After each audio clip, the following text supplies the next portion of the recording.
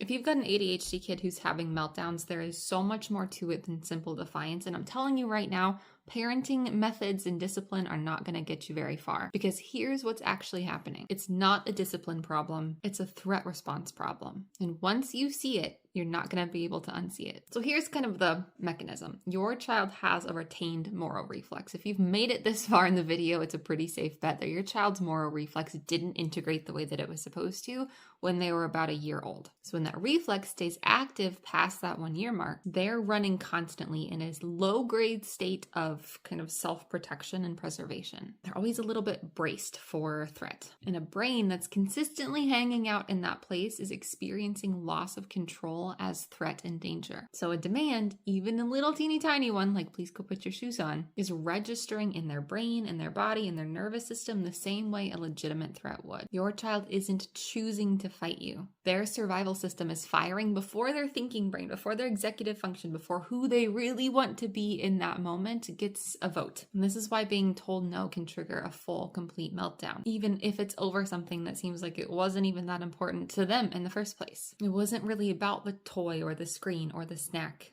It's the loss of control itself. It's registering as threat to this nervous system that uses a sense of control to feel safe. It's why they negotiate everything relentlessly past the point of reason. You've already said no 100 times and your face is, you're just done with it, but they're still trying and trying and trying, even though it's obvious that it's fruitless. That's not them trying to wear you down. They're trying to claw back enough control to just simply feel safe again. And here's the part that's really confusing to watch, but the most important thing that you can hear. Sometimes your child cannot do a thing even if they genuinely want to do that thing. They want to go to the party, but they can't make themselves get in the car. They want to be sweet and kind and loving and gracious and flexible, but they just can't do it sometimes. And it's because this demand itself, even the one that they put on themselves, it all trips their threat response. It looks like defiance, but it's all about their brain and this Moro reflex being wired to experience expectation as danger. It's also why things go so much easier when it's something that's their idea. The expectation is gone, the pressure is gone, the threat is gone. And suddenly you can see the warm,